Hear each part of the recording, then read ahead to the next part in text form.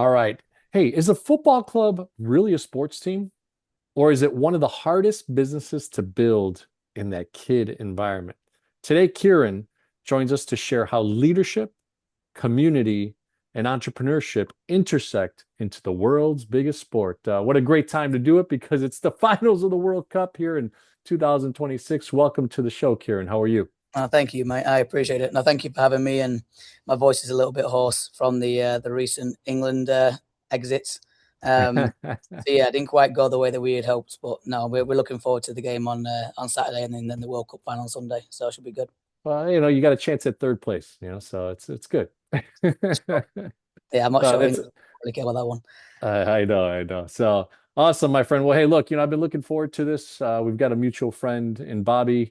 Obviously, I played all my life. I've been excited to kind of, finally have one of my daughters interested in soccer, and the youngest one, I remember seeing her in the backyard at around 2 years old with the little ball, and just she kind of just grabbed the ball, ran with it. It was stuck to her foot. I was like, oh wow, this one has a little bit of skill. I didn't know if she would even have an interest. We got her in at 5 years old last year, or 6 years old last year. And the first 3 months was really tough. Having that 6 year old try to adapt and be a I'm part sure. of something and grow something. So I'm very, appreciative of what you guys do in the soccer club side of things and how you coach. And from what I know, you've had a skills-based mindset, a family-oriented mindset. So, would love to hear about kind of your journey. From the accent, we all know that you were probably born in England, right? So, Yeah. what's your background? How did you get into the beautiful game? And we'll come into this new adventure with Seven United. Sure. So yes, originally from Blackpool, England, which is the northwest of the country. Um, Played from the moment I could remember. I don't know if that was forced upon me or just obviously the culture. You just get put a ball at your feet. Naturally left-footed, which obviously is a Mm. decent commodity in the game. Right-handed, left-footed. So heavily left-footed. My right foot is not brilliant, if I'm honest. But yeah, loved the game. Got scouted very early, and obviously the system in Europe is a little bit different. So I've been in an academy or what they call a school of excellence back in the day. I'm now 39 years old, so I'm going back, 20 odd years to what it is today. But start with there. Just obviously loved the game. Always wanted to become a professional soccer player. Never obviously really officially made it. I was what's called a YT, which looks like a young professional, but I didn't make any first team appearances, unfortunately. So when they do that, they encourage you to do coaching licenses, knowing that only a small percentage of guys really truly make it, just as a backup, if you will. And I really enjoyed working with the little ones, and always had a good connection with kids, even when I was younger with my little sister, and then just working with the little ones in the school. So did that, and then typical story. Went back in about 18, so I got released at 18 years old. So at 16, we finished high school. That's the first big cut-off point. I got kept on for 2 years as a YT at 18. Then I got released. Went to what we call sixth form college, which is basically your junior and senior of high school before you go to university. Got scouted playing against an opponent. The scout there was actually watching one of my opponents, not me. So I was happened to be this right place, right time. Got a trial, played against my old team, Blackpool in the trial. My third game, did really well, caused a bit of mayhem, and then the next morning they call me back and want me back for a short term. So that was probably like a 3 month running contract from February to the end of the season. And then they said, go away, work hard in the summer, and we'll see you in pre-season. And then 2 weeks later, I go on a boys' holiday to Malia in Greece, which is a bit of a party town. We played a pickup game. And I broke my leg playing in Oh, a pickup game. So I was in Greece for 7 days in hospital. Flew home. I tib fib, compound fracture on my left foot. So to be fair to Blackpool, they gave me all the physio that they didn't have to. And I came back and they tried to relocate me. I was naturally a winger, just attacking player, beat people 1v1, and was very innately quick. I'm quite vertically challenged, but I was quite quick on my feet. So when they came back and they tried to relocate me into a number 10 role, like attacking midfielder, but then you just got kids who have played there the whole career who are just better than you. So got released again, started coaching. Whilst I was on crutches, I went to university for year one. because my parents wouldn't let me just sit there and do nothing. So my buddy, who's actually a pro manager now back in England, he basically drove me for the first 6 months until I could walk on my leg and I could drive myself. That was in Preston. And then, came out to the States. So that was in 2008. I broke my leg. And then 2009, I came out to the States for the first time in between university years. So I was in Atlanta, Georgia with Challenger Sports, just coaching summer camps each week, bouncing around, meeting new families. I would stay with the family. They called host families. And the first family I ever stayed with came to my wedding. I still talk to them today. So it's just awesome people. Love my time in the South, love how respectful those kids are, and just the little nuances. I was wanting that when I had my own kids. Love my time there. Went back to university in the fall of '09. Didn't do so good in my first econ final, which I really enjoyed, ironically, but I bombed and my head fell off. So I called my boss in Atlanta. Is there anything more permanent? There's nothing here. And then a few short days later, the guy from Chicago calls me and says there's something more in Chicago. So what that was is the Naperville Park District. They started the Premier program in the fall of 2009. And then I came here in the spring of 2010. So it was still like a pilot program for them. Obviously, that's still running very, very strong today. So essentially, they hired Challenger Sports. Challenger Sports hired me, and I basically worked in turn for the Par District team. So I basically got paid to train the teams. I didn't get paid for the games. I just went anyway, and the kids' face would light up when I would show up. So I would continuously do that because I wanted to, and the kids enjoyed it, and that's where my following got pretty strong. So yes, I've been in Naperville since 2010. And been from there. So that's pretty much my journey from England to the States. And then my now wife is American.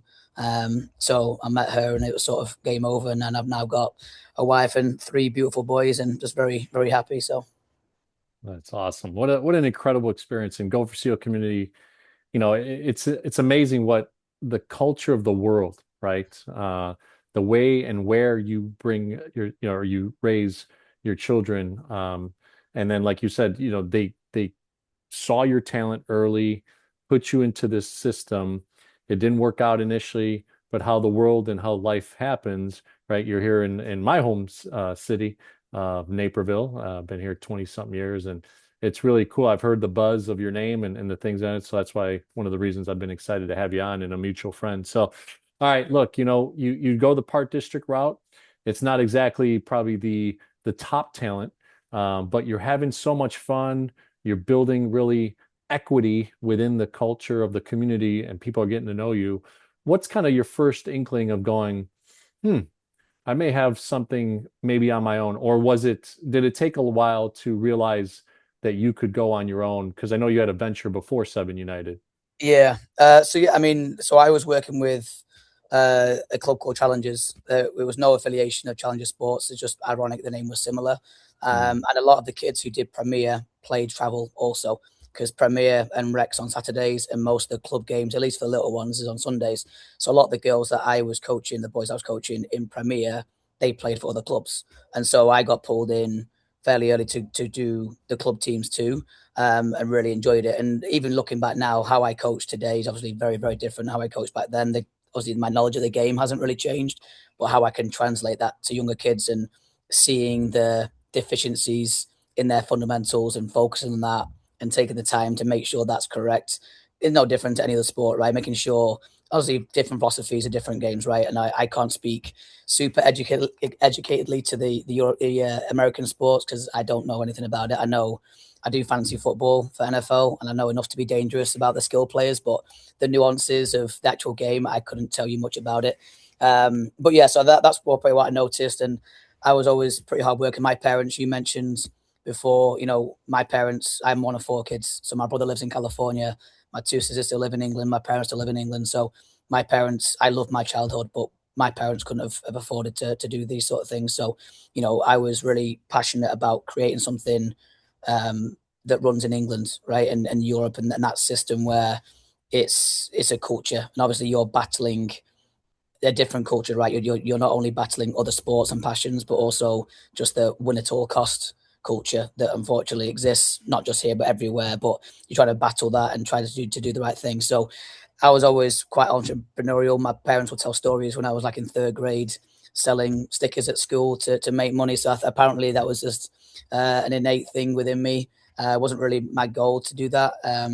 I've never been the type of boss ever to say, I'm the boss, do as I say. It's more, I'll never ask anybody to do something that I'm not willing to do myself, and Mm. I'll lead by example that way. So, I've got a strong work ethic built in me from my parents. They didn't really, we never went without. I said I loved my childhood, but we didn't have the lavish things, which again, I'm okay with, right? So I think that sort of helped me and give me a very humble upbringing, and I'm just very grateful for that, and I've just tried to give back ever since, right? So with my kids now, I want to try and instill the same values that my parents put in me, and then give back to these kids, right? So I mean, I love coaching kids. I mean, that's the end of it. And if my perspective has changed. My first venture started in 2014. We built and grew very, very quickly.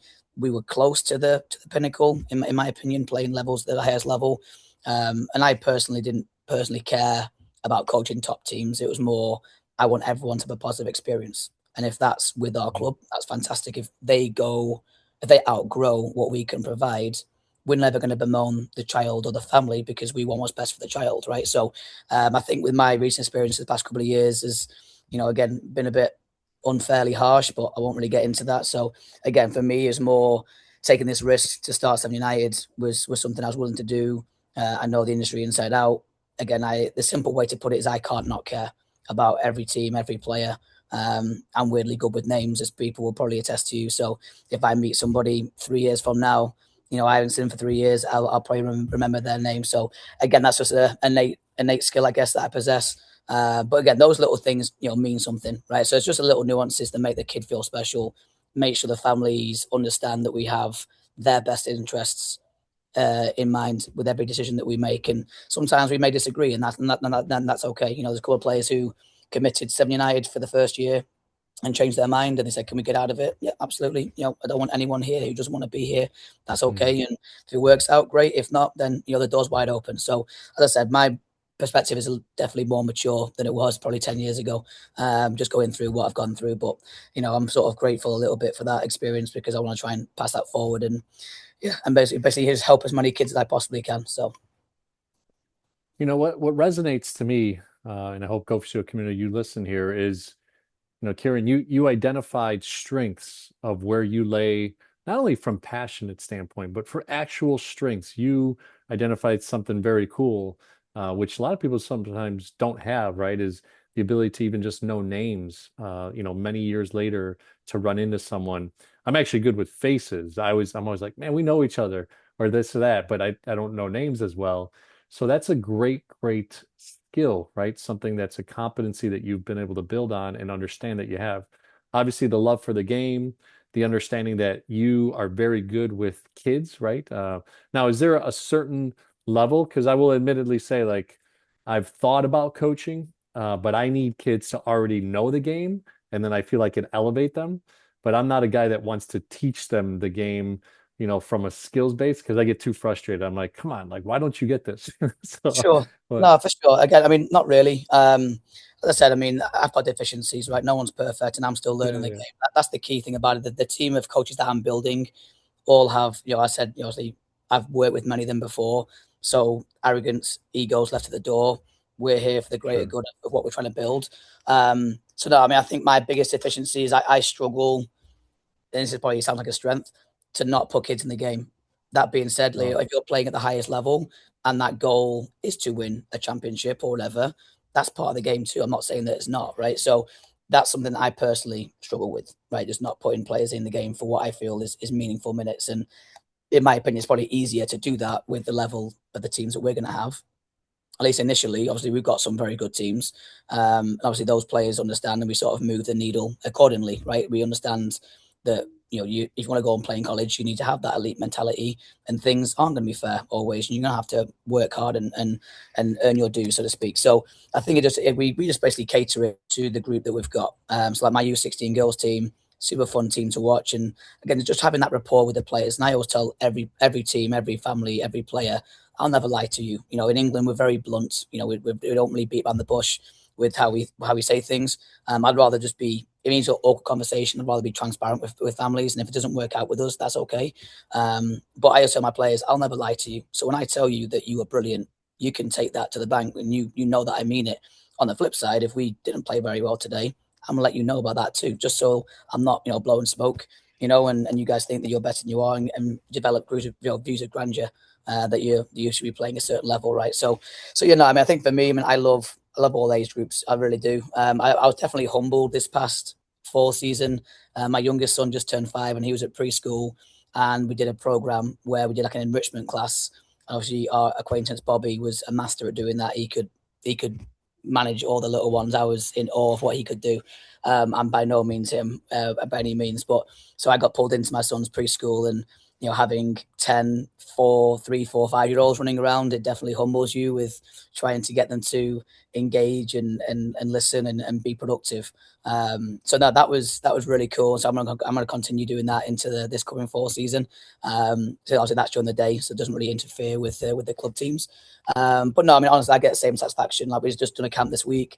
We had kids as young as 8, kids as under 15, up for 14, 15 years old on there. So it was just fun to work with different kids. And as I said, I'm going to keep pushing all the kids. So as I said to kids, anytime you have a teacher or a coach who stops pushing you, or if they are pushing you, it's because they care. So that's Mhm. where we're coming from. So don't take this as we're just not letting you have a break. Like, we want you to be beneficial. So if your parents who are paying for this program or a camp or whatever it might be, we want to make sure that you're getting benefit from it. Obviously, practice how you want to play the game, right? So are those speeds. So mistakes are part of it, and that's the biggest thing with our philosophy.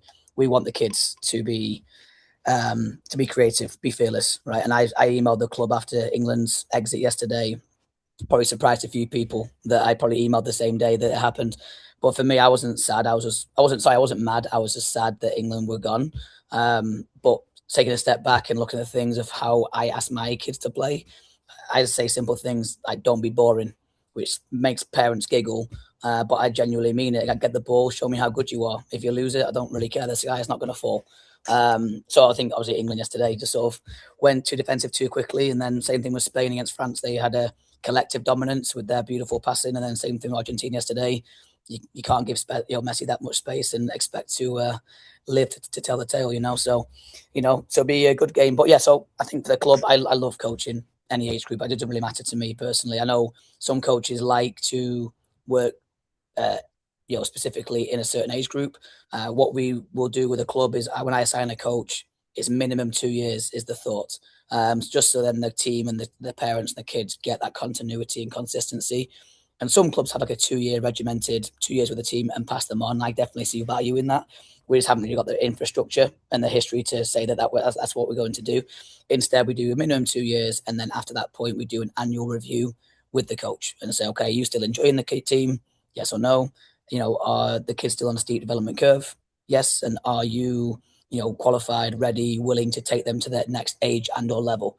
The answer is yes to that one. Then we'll roll for one more year and go from there. So, we're not going to be, I've got a lot of Swiss Army knives in my staff where the guys can coach 8-year-olds and coach 14-year-olds, and the product is awesome. So definitely a clear, defined style of play and an environment we want to try and build in the culture. So what we're hoping for and what we're striving for is, if you watched a Seven United team play and you took the badge off the jersey, you can identify that's what we look like.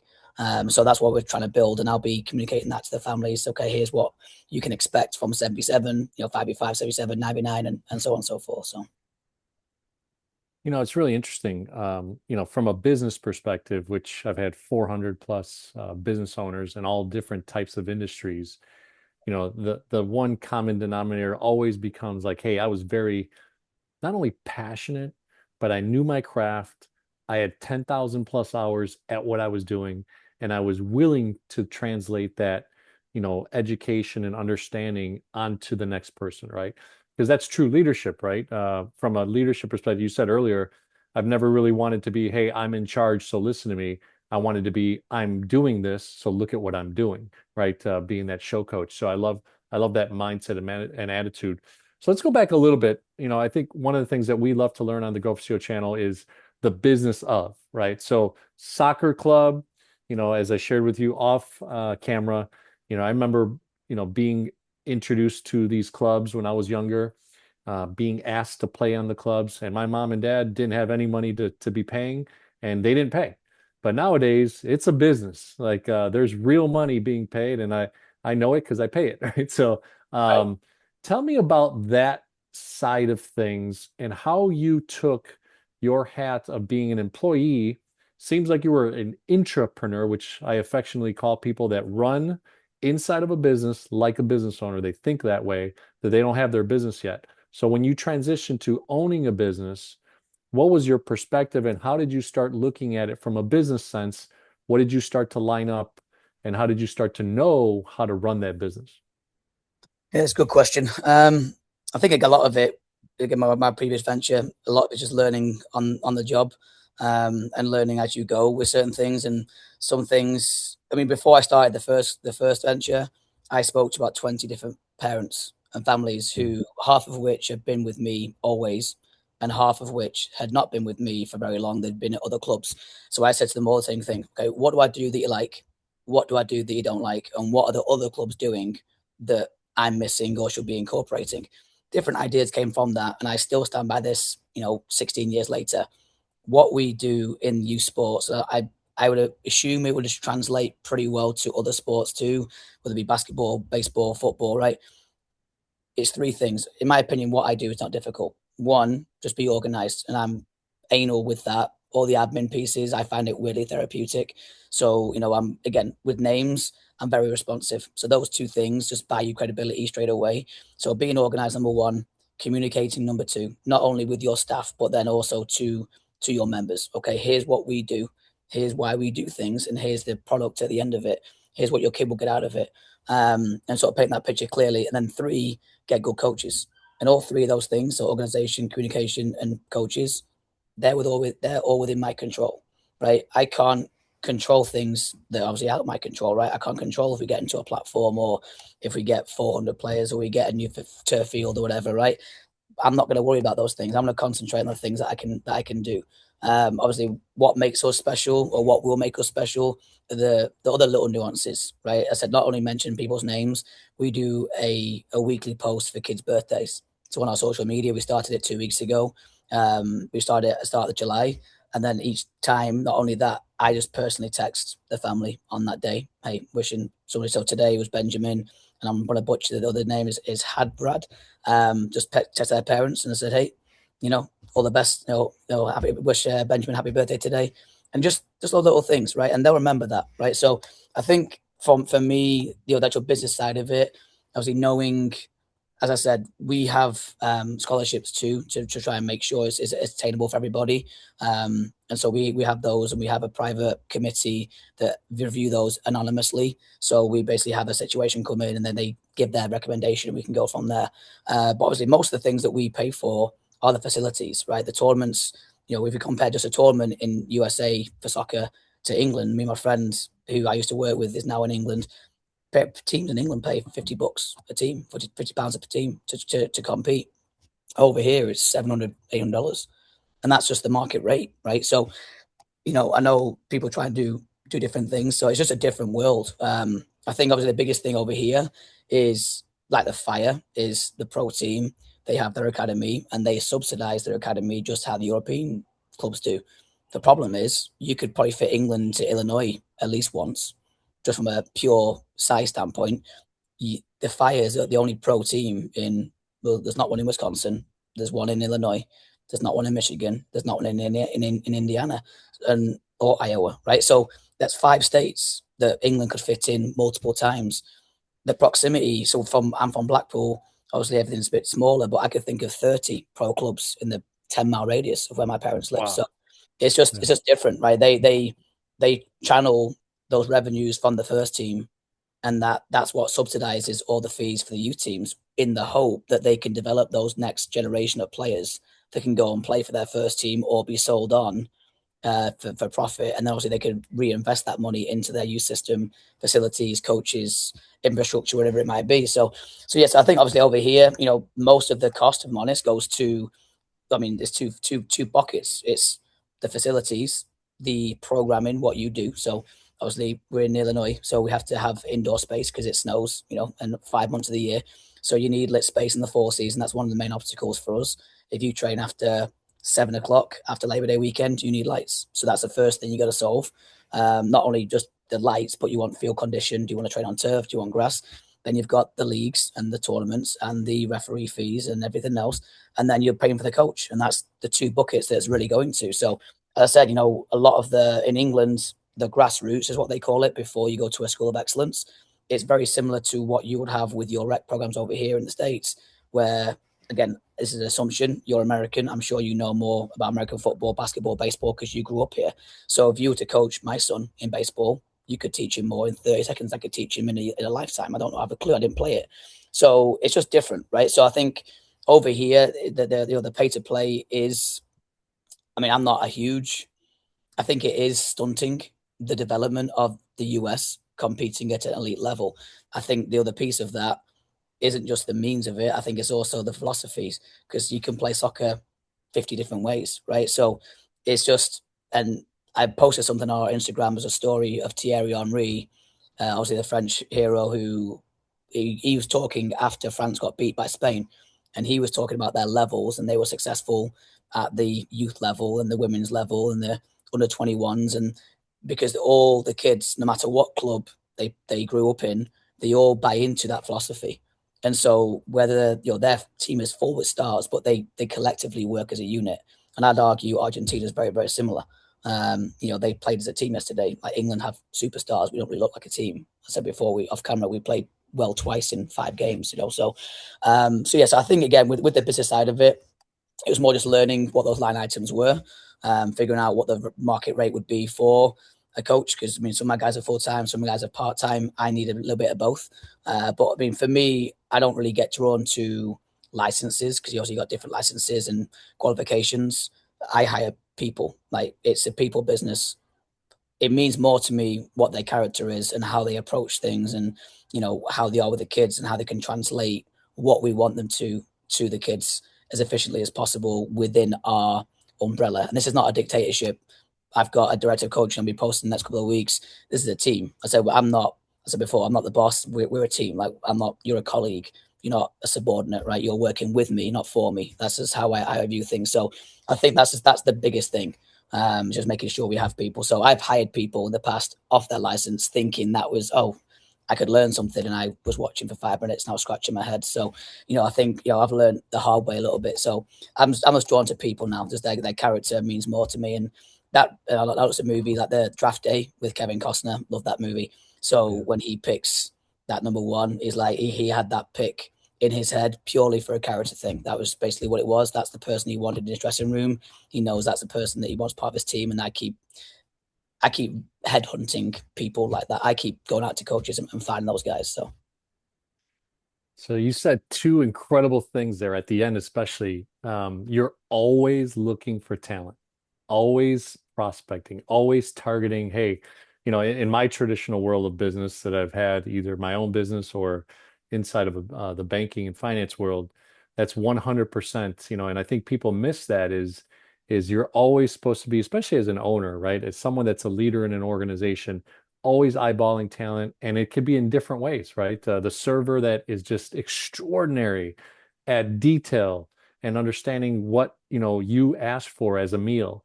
The target person that goes out of their way that you can't find an item, and they don't just go, oh yeah, it's L14. No, they go, oh yes sir, it's on L14, let me walk you there, sure. right? That type of attitude.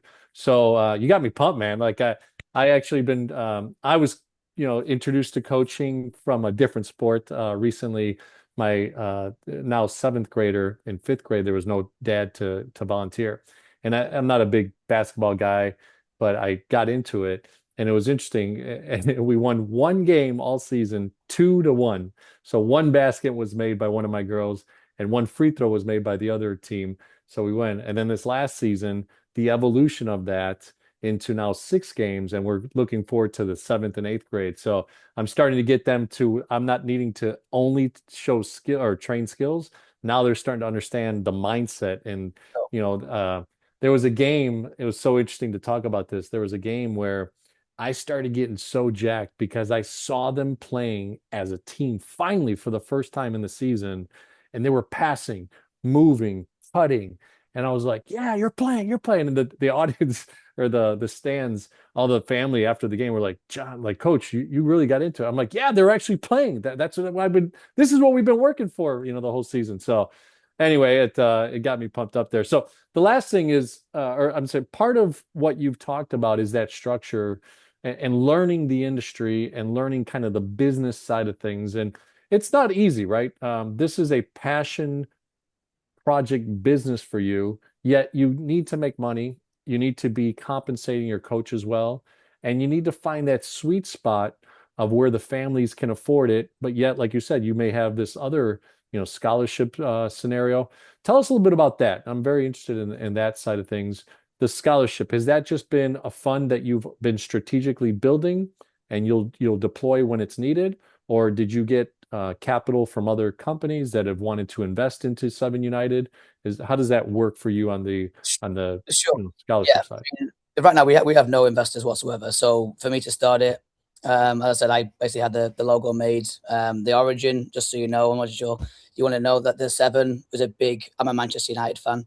At Man United, number seven's a very big coveted number. It's currently being ruined by the current owner, but generally speaking, number seven's a big deal. I grew up watching David Beckham. He was number seven. So before him was Cantona, and before him was a Russian guy called Kanchelskis. So I wanted his name on my back, but my jersey wasn't big enough to literally get the name on the back. So, but at number seven, I was number seven growing up. So I used to love that number. It basically, and I used to love the player called Raul, who played at Real Madrid. He was left footed too.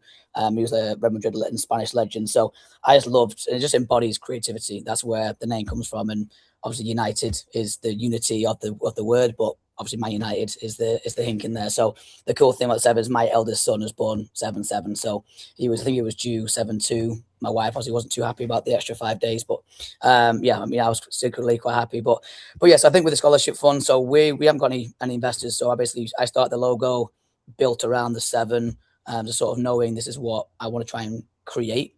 I've just basically been paying things off as we went, right? But again, like the marketing, the branding, we got some things for tryouts, which obviously in Illinois is quite stupidly early in my opinion. But just again, just make sure people knew we're not just in England we use this term Mickey Mouse is not such a positive phrase. It basically means like basic.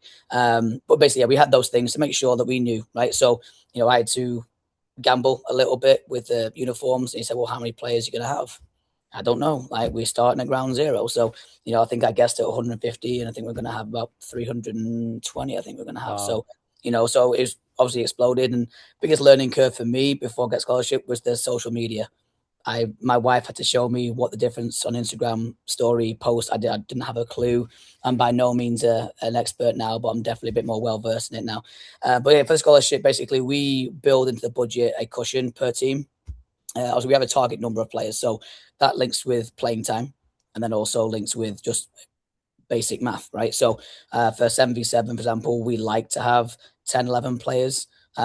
We build a 3% cushion into each team, and then that basically goes directly into the scholarship fund. So there's not an Mm. exact science to, okay, we're allocating X amount per team. It's just on a case by case basis. And some years it'll be bigger than others. And that's what happened in my previous ventures too. So just try to do that. Obviously, we're in the process of getting like a sponsorship. We're hosting a tournament in the fall, pre Labor Day weekend.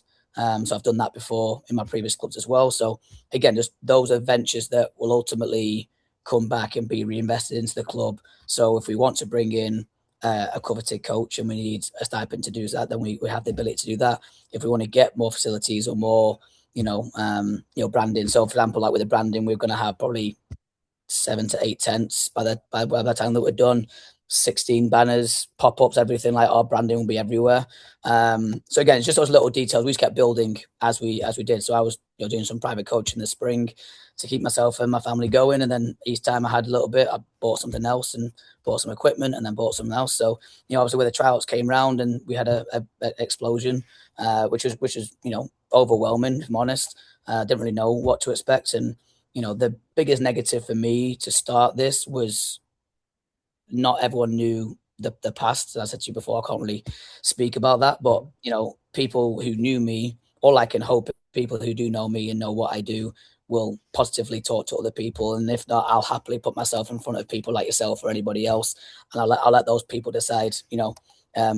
Who they want to follow and work with in the future now. So, but yeah, for the scholarship fund, as I said, it's open to anybody. We want to try and make sure it's accessible to everybody. Granted, we couldn't offer it to all 320 players, obviously, because the math wouldn't work out. But again, it's all anonymous. No one on the team knows who's on scholarship and who's not. So it's just we build it that way, and then obviously as the club grows, but we're going to have other things that we're going to need to compensate for. But yeah, so a big chunk of it, I said, comes from that 3% cushion per team that we build into the budget, and then also with the ventures like summer camps and the tournament that we're going to run. So those are just other little revenue streams that can also help and push it back into the club and help families that can't afford it. Nice, nice. No, and it's important, right? I mean, there's a social aspect to it. I was always curious, hockey's a very expensive sport. And sometimes the access to the rural markets or the urban markets, aren't as prevalent. In Naperville, we're lucky enough that it's a pretty mass affluent society. There's a lot of, money around, but there's also pockets of people that aren't as fortunate or aren't making as much money. And boy, they'd love to have their son or daughter into that. So, we had that experience with dance for the girls, the two older ones. They never got into soccer, but it's an expensive recreation as well to be competitive dance and go to tournaments and fly out and these types of things. So I love that you guys have that component. Looking forward to kind of hearing more about who you guys get corporately. What this is called right now is bootstrapping, ladies and gentlemen. Kieran has taken his own dollars without asking for investors or even corporate dollars or sponsorships, and he's put his self on the line with his family. It's not easy for you to build and start a new business with three kids and expenses and all the things that you have in your normal personal life to start a business. So I'm very proud of that. To hear you say that, and I know you came highly recommended from our mutual friend Bobby. So, all right, from a coach's standpoint, you had said something a little bit that intrigued me as well. You're looking for maybe kind of multi-diverse coaches. It sounds like you have coaches that can kind of go up or down in the age range, skill sets, things that they can coach up to and down to. And that reminds me of leadership in a business, right? Traditional businesses where you find people that could be like in my world is the finance world of banking. You can go to wealth management, you can go to business lending, you can go to, whatever operations, all those types of things. So tell me how you got a chance to recruit those. Have that been from relationships prior, or are you also, like you said, always looking out for the right type of talent to come, be with your staff? Yeah, so as I mentioned before, there's three things to make us successful, right? So organization, communication, and coaches. On the coaches, there's an olive branch, and that one for me is the way that they coach, the style that they coach. I want it to be consistent with what we build, right? So as I said before, what we're striving for is if you took the logo off our jersey, that's a 7 United team by the way that they're being asked to play, they're being asked to coach, just from those characteristics. So a lot of the coaches I brought in, I mean, it's a very relationship driven business, right? So as I said, I've got a very positive following, which is awesome. A lot of my parents, I'm still very very good friends with, and they stayed at the previous club. I have no issue with that, right? If that's the right thing for their child and they're happy, they're playing with their friends, I'm good. I genuinely mean that. I think some people think I'm not, but I genuinely mean like they're wearing blue, green, purple, yellow. I don't care what jersey they're wearing. If they're happy and I can help them, if you ever need me, I'm one text away, right? I'll be there for you. So yeah, for the coaches, I said, mainly relationships. Like Devon, obviously he's been posted now. Tried to bring him into the two previous clubs just from, again, just the person that he is. He's got his own non-profit called Rise, and he just hosts free clinics in Naperville, Aurora, Oswego, Montgomery, just because he loves to coach. And some people don't believe that he means it. He's just a genuinely nice guy. And some of the guys that I used to work with in my previous club, our team was stacked, and it was just good guys who all coach the same way. The passion for coaching, as it's called the beautiful game, right? So you want to, in my opinion, you want to look beautiful, right? Spanking it from one end to the next. In my opinion, it's a very easy way to play. And that's unfortunately the win at all costs element that we have to battle against. So I told my parents there's going to be games where we lose, and we're the better team, right? We have 80% of the ball, but obviously possession's only one part of it. There's no point getting that metric just for the sake of it, right? Like, what are you doing with the ball? Like, you could have 80% of the ball, but if you do nothing with it, then it's a bit of a pointless stat, really, right? So, are you Hmm. actually trying to move the ball? You pass the ball to move to make space, but move the opponent. So, I think for me with coaches, I look for the style of play. That's what I'm drawn towards. So, most of the guys I've hired over the past 15 years, I've coached against. I'm like, I like that.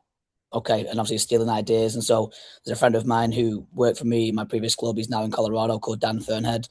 Amazing coach. Like the mentality, the passion, the just everything. Like he's fantastic. It's good. My former guys who aren't going to come with me, and again, like we talk all the time. Like one of the guys literally called me today just to check in. So we're still on good terms, and my guys, my former guys, I should say, they're staying put for different reasons. And again, it's all mutual, right? And that's again where I think a lot of clubs, maybe not in soccer, I think it probably translates to other sports too, are so self-involved in, well, we want to be the best, we want this. I'm like, guys, we're working with kids.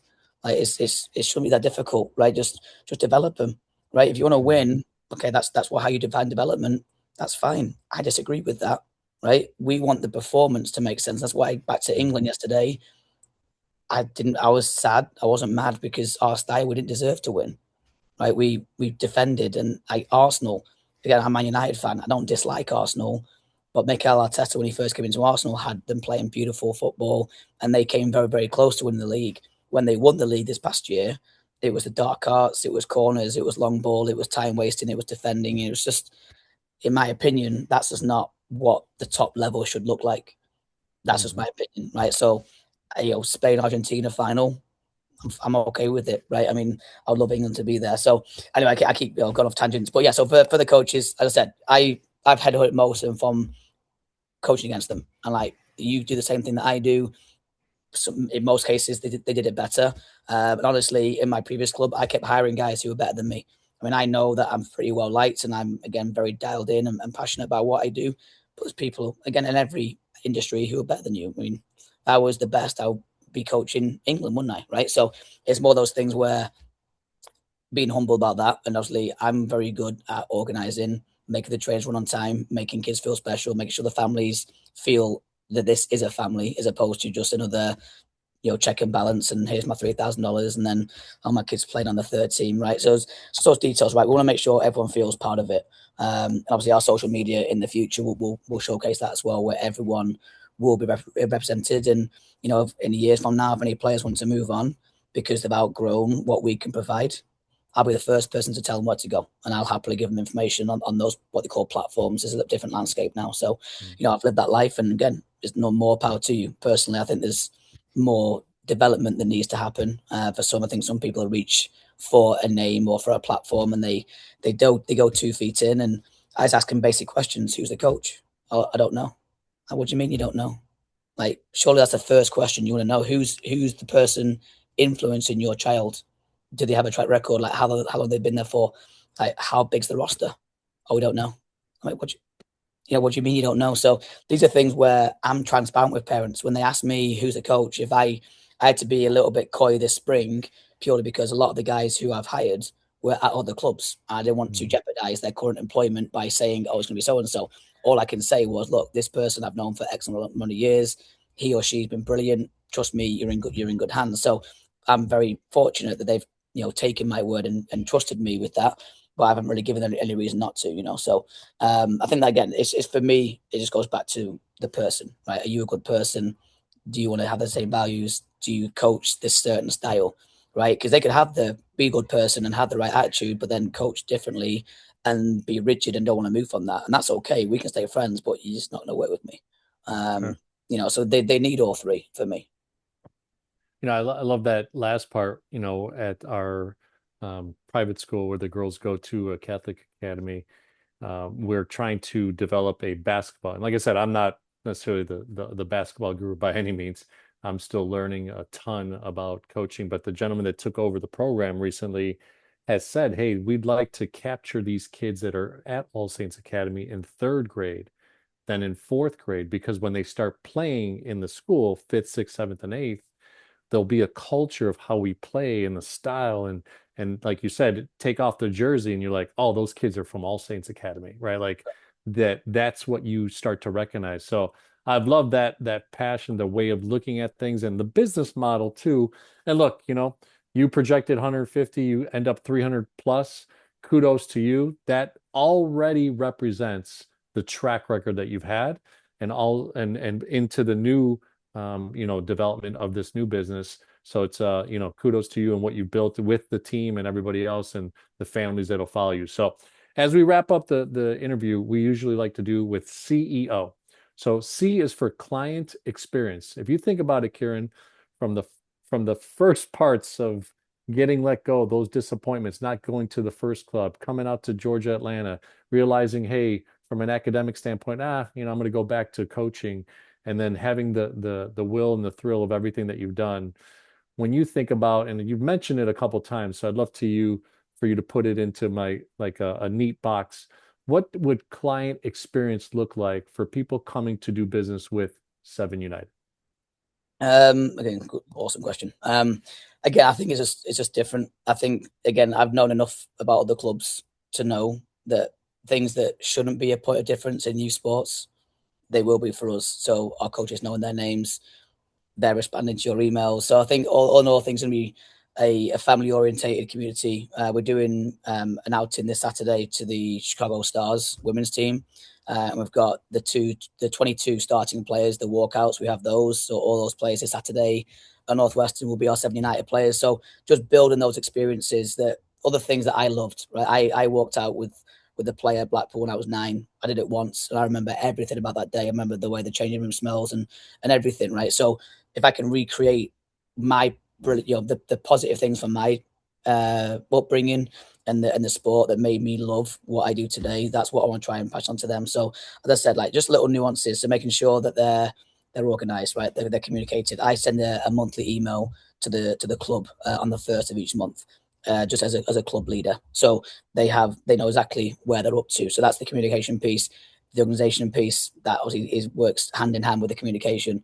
Obviously, coaches are gonna do a great job as well. So I think it's going to be a very positive experience. Just again, through lack of better term, just from their probably previous disappointments, where the other clubs they've come to here for a reason, right? They've not been happy, or they've known me or one of my coaches that I brought in, and they know what they're going to get. It's going to be a positive experience. So it's difficult for me to bottle that into there. If you give me a bit more time, I could probably confine that into one paragraph for you. But yeah, I think again, as I said before at the start of the call, the easiest thing for me to say is that I can't not care. That's the easiest thing to say. Nothing with the risk that I've taken to do this. I said obviously my wife needs massive kudos for allowing me to do that, because she sort of said, how sure you this is going to work? And I sort of said to her, well, I won't let it not You work, never right? know. So Yeah, yeah. no, so I think I said, yeah. So I think the easiest way to put it is I can't not care. So I'm coaching a lot of teams, probably too many than I should, but that's okay with me starting the things out. But I'll have my hand in everything to make sure nothing hits the ground. So as I said before, like with the birthdays things, just a little nuances here or there, and some of the things aren't going to be public, right? It's just for us, right? I don't need to share everything on social media. I know obviously that's a big promotional, tool these days. So obviously we are doing those things and making sure we're being conscious about what we post and when we post it.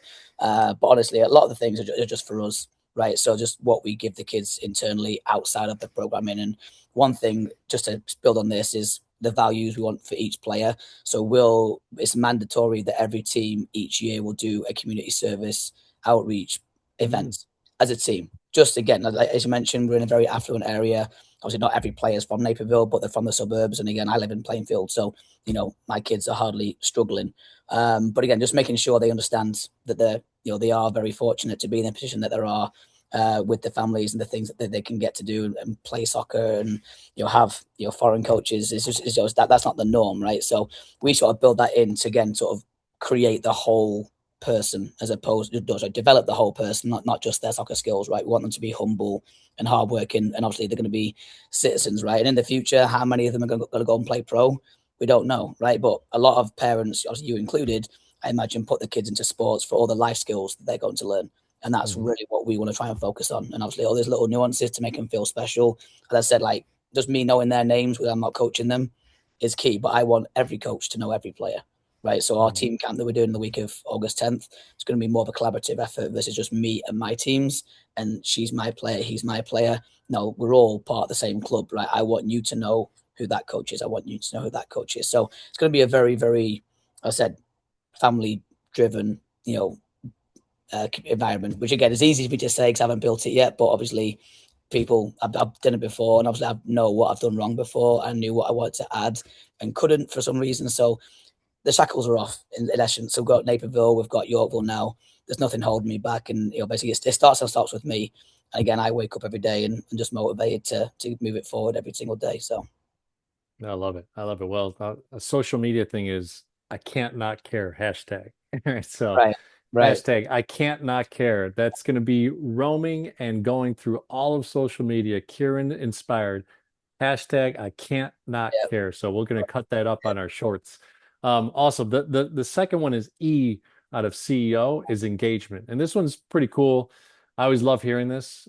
Kieran, tell us from your life, right? Like, how do you like to engage? Give us a little insight of what helps you to connect with people. And this is very important because, I used to say employee engagement, but it really became the founder individual that I had on the podcast and understand there's been people that love to go rock climbing. Recently, I just had a lady reach out to me on LinkedIn. She does walks on Lakeshore, on the Lakeshore Drive, just because that's her meeting style. She wants to be able to walk around the lake, especially in the nice weather months, and connect with people for what she does in her consulting business. So we're going to take a walk at the end of this month. We set up an appointment. So what does Kieran like to do to engage with others? Again, good question, mate. Like I said, honestly, I go two places. I go to work and I go home. They're the two things for me. I'm very difficult. I know that I talk really quickly. I've been here since 2010, so the accent and the speed of speech is not going to go anywhere. So anyone I generally talk to for the first time, I like to do a quick disclaimer.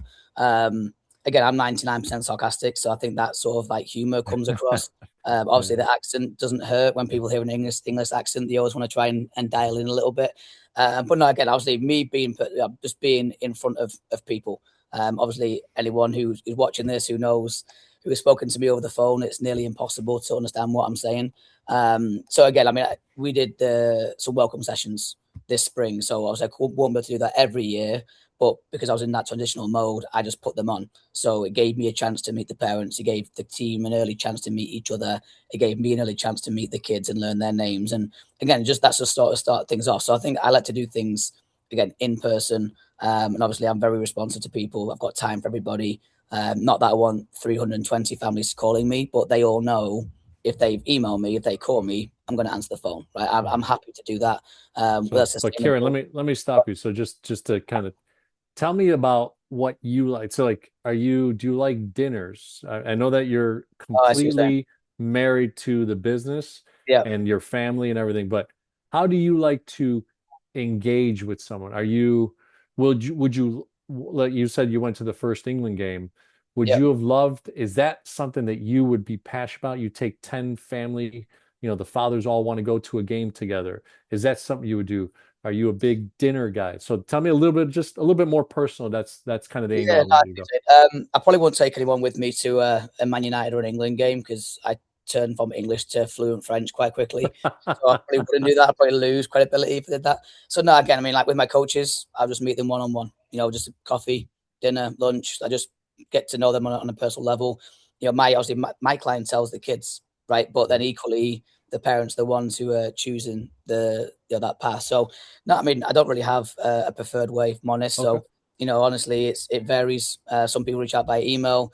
I like to, if it's going to be talking about different situations, I like to get on a call or go and meet them somewhere. But no, there's no. I wish I could say that I've got a cool place like the lady with the Lakeshore Drive. I don't, if I'm honest. So no, like Starbucks, we'll be there for a coffee, go for dinner.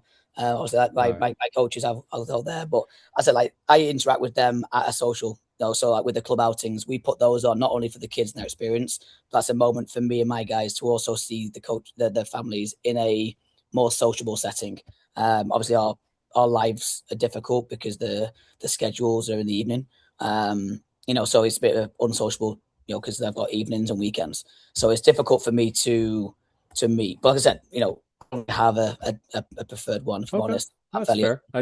I wanted to see if I could bring something out of you that would be like a rock climbing or something like that. I So wish there was. I mean, that sounds awesome. yeah, Yeah, no, no, I haven't got no, one, I love unfortunately. it. I love it. Well, hey man, you're on a great journey, and I love where you're headed. I could see this, and I'm very curious. I'm going to ask you a couple questions off camera as well. So last one is operational excellence. You know, you talked about you're very, very strict on your communication, on your organization. Are there any tools right now that, as an owner, you're using? Monday.com, some sort of CRM, system, AI, has it helped you, coordinate things? What are some tools within the business, or are you just, regular old email, regular old notebooks and paper? Like, what's your style from a operational standpoint? Sure. Google Docs gets and Google Sheets gets absolutely hammered. Email, text messages, phones. I mean, like I don't write anything down. Anytime I write a check for something, it's like it's a foreign object in my hand because I don't really write very often. So when people ask me to sign my name, they think that why can't you do that? So yeah, no, I think obviously emails is our main communication piece. We've got our website through Playmetrics, so internal communication. I mean, everything is centralized through there for our families. So they register through there, they pay through there, the teams run there, the schedules are through there. So that's how I communicate monthly is through the play metrics. Obviously, that's hooked up with my regular Gmail. But no, with the coaches stuff, it's just a lot of Google Sheets, a lot of just self-made. Okay. That's pretty much it. I mean, honestly, all the acronyms you just said, apart from the AI, I don't have a clue what they are, to be honest with you. So I'm fairly IT illiterate. So again, yeah, I mean, the social media, the AI has been helpful just to create the designs. Because one of my guys who unfortunately isn't come with me, he was very social media and he was brilliant doing those sort of things. He lived in that world. So that was, as I said before, brand new to me. So just those are creating the design. So I'm sort of learning the prompts of how to do that and keep it on point with our branding, our color scheme, everything else to make sure it's still within our marketing toolbox, if you will. But no, I mean, just honestly, I mean, I'm looking here. I've got this tab open right now. I've got like 12 Google Sheets open, just tabs open. I use for different things. So one for players, one for schedules, one for the financial piece of it, one for leagues and everything else. So a lot of it's just obviously it's apps now. So we haven't got an office. My office is my front room, my garage. My living room. So yeah, no, there's nothing special. As I said before, what we do isn't hard. Obviously, there's a lot of just knowing what to do and where to go. So with the leagues, just knowing which platform makes sense and which online, but it's all things that I've been doing for a decade. So there's nothing special, No unfortunately. worries. Yeah, so yeah, just Uh, basically Google Sheets is where I live. Yeah. I love it, brother. So, well, Kieran, man, great to have you on the GO4CEO channel. Excited to kind of what you're going to do, what you're already doing, and what the bootstrapping side of things is, and the branding, Seven United, the social media, everything, and obviously affecting the kids from a perspective of growing with them and building something pretty awesome. What's the ages, by the way? Like, is there a certain age that they exit out of Seven Yeah, United? so they exit out. I mean, right now the oldest girls team that we're going to have is U16, so they'll be sophomores in the fall. I think we're looking to try and develop a U17 boys team again, just sort of through recent appointments and interest. We might be able to do that again. We want to try and build consistent rosters, so that's a high level, mid level, low level. We don't really mind as long as it's relative. We don't want to do a disservice and have varied levels. So yeah, so high school. So when the seniors they go to college. So the eldest would be 18. And then the youngest we've got right now, the youngest team we have is U7, which would be Mhm. what, first grade. That's probably early to come into the club. I think second, third, fourth grade is fairly normal to make that transition from rec to club or premier to club. So, but yes, I think the youngest player we've got is probably seven, 6 or 7, or six turning 7, and then the eldest one could be 18, but I think this year for the girls will be 16, and then the boys could be 17. So Yeah, I know a few of those girls. So I've seen them play and can attest they're pretty hardcore. So I love it. All right, my friend. Well, hey, any last words? Where can they reach you? What's the website? Are you active on any of the socials that they can reach you, or the email that you want to share?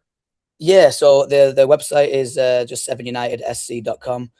So all the information's on there. As we're adding our coaching staff, we're posting one more in about 30 minutes. So every time we post one on social media, we post it on the website. Instagram and Facebook are the main two handles that we use. Obviously, any messages right now come to me. I'm sort of like a one-man machine from the admin side. But yeah, so obviously my email's on there, my cell number's on there. Yeah, so any of those would be fine. Awesome, awesome. Well, hey everyone, if you haven't subscribed to the channel, subscribe to the channel now. Like this interview when it posts all over the internet. We're on every social media outlet from TikTok to Facebook to Instagram and LinkedIn and all that stuff. And then if you haven't read my book, The 4A Formula, Untangle Any Challenge and Think Like a CEO, it's many of the people that have been on the GO4CEO program, also my own obviously skills and things that I've been able to develop. And it's a formula to take you from assessing to aligning to taking true accountability and taking massive action. So looking forward to talking to you soon again, Kieran. Thanks so much for being on the Go for Show channel. Thank you, mate. Appreciate it.